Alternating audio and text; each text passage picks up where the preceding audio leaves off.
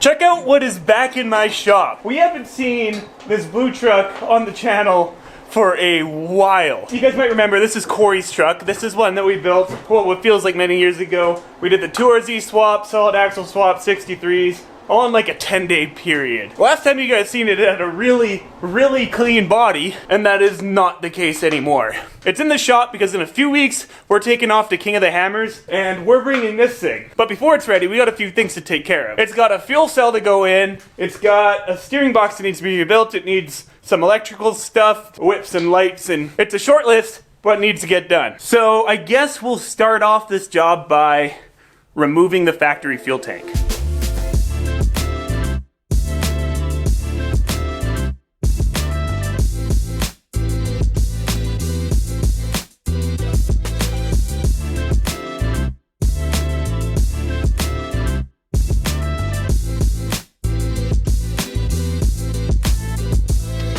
Now that the factory fuel tank is out, there was a crossmember right here, but Corey cut it out because it was right in the way of the outlet on the fuel cell. So it's got to get bumped back. And from there, we're going to build a base for the fuel cell out of some angle iron. So now we're just figuring out where to add that crossmember back in here by marking where the bulge stops on the bottom of the fuel cell. So we'll slide it into place and figure that out.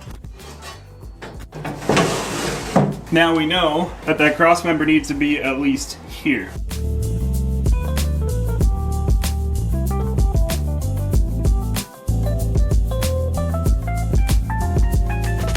So here's what we got going on so far. These are the base rails for the fuel cell. They're literally just some angle iron with some tabs welded on and the nuts welded to the bottom of the tabs so that you don't need to get a wrench on it to tighten it down. These sit on these rails just like this, and then the fuel cell can just slide whoop, right in its home and then get bolted down through those tabs. The next step, we just gotta figure out the exact location of these and then weld them to the bed.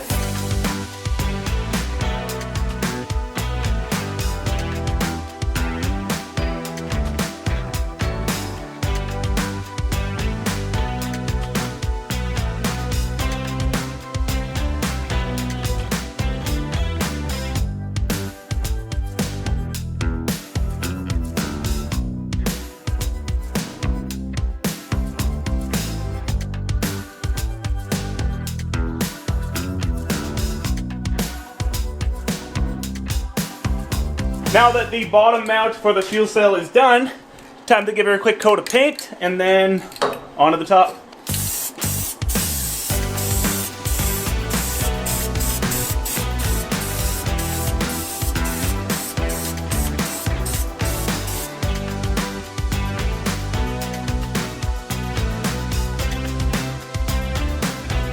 Perfect, so now that we got the bottom mount all done and painted and ready to go, it's time to build another mount for the top of the fuel cell. We're gonna need to do the same sort of thing, except the angle iron is gonna literally box in the entirety of the top. Because the angle iron that's on the frame here, that's gonna stop it from rocking like left to right, but there's nothing stopping it from kicking back. So if we box the entire top of it, that'll stop it from moving in all directions. So take this out of here and start cutting up some more angle iron.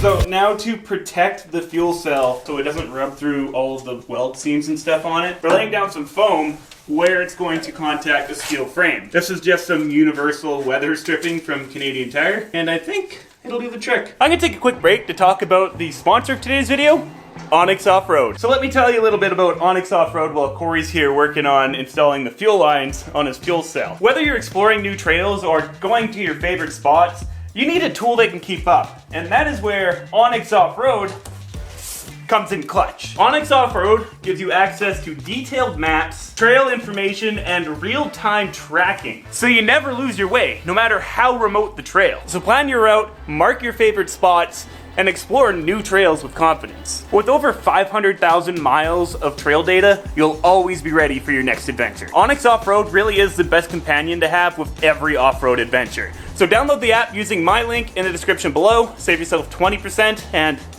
let's get back to the video. All right, now it's just time to weld a bunch of these tabs to the top cage, put some ready rod through it, and fuel cell's done. Well, after some paint and some plumbing and some wiring. But then fuel cell's done. So we got the top plate for the fuel cell here drying. And in the meantime, I'm working on some sort of system to mount the fuel pump. I've drawn up a bracket here and I'm gonna go play with Fusion 360 and turn it into CAD to cut out on the arc drill.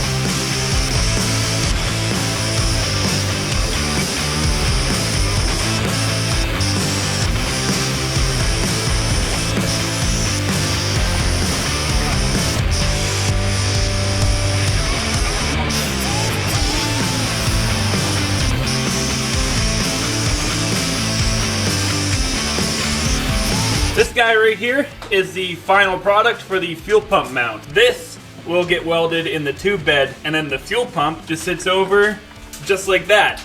And then this little bracket down the middle that connects both of these towers is where the gear clamps go to suck down the fuel pump and hold it tight to the bracket after it's welded in the frame.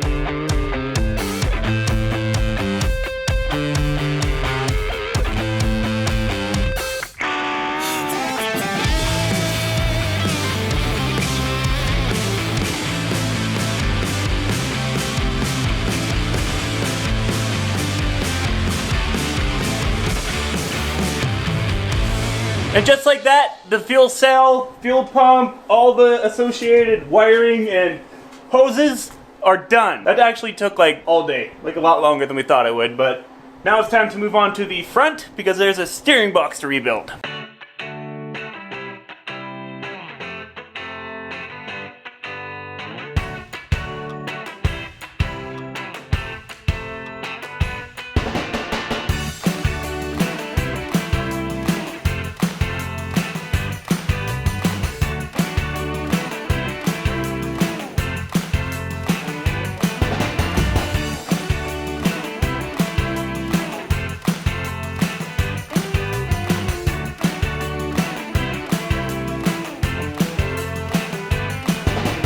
Have any of you guys actually taken apart one of these steering boxes? If not, don't.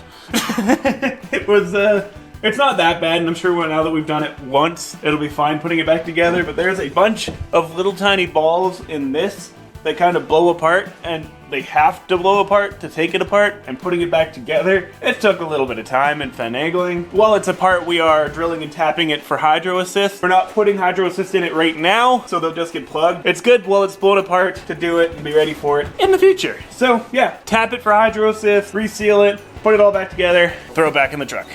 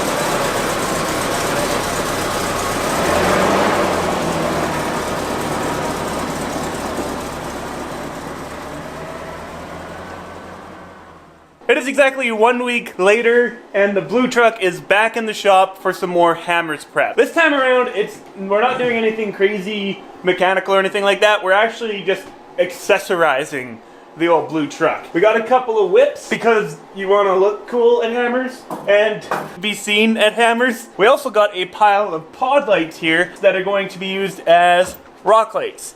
Because I don't know if you guys have used normal rock light kits, but they suck. They're not super bright, and this is just the way to do it if you want to be seen. We're also hooking up the VHF radio in the cab, and the truck just needs a general bolt check so that we know it's good to go for hammers, which is fast approaching. We're gonna start off this job by installing all these pod lights. These guys on the rear, because the rear of this thing is just tube, so it'll be pretty easy to find some way to mount these. But on the front, we're using some flush mounts, exactly like we did in the LS Swap Toyota.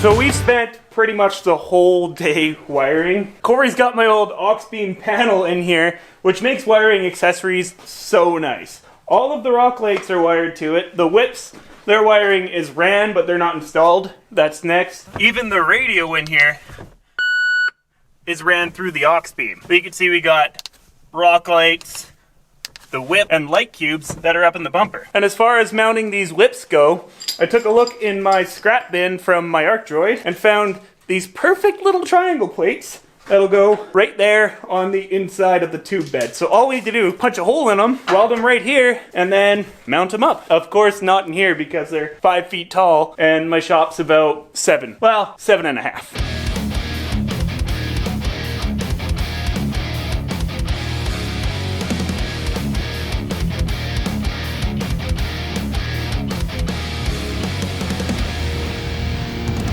That looks so good. We set the color on the whips to blue to match the paint. They are RGB. They do all sorts of fun animations and colors and stuff. The rock lights look nice and bright because they're pods.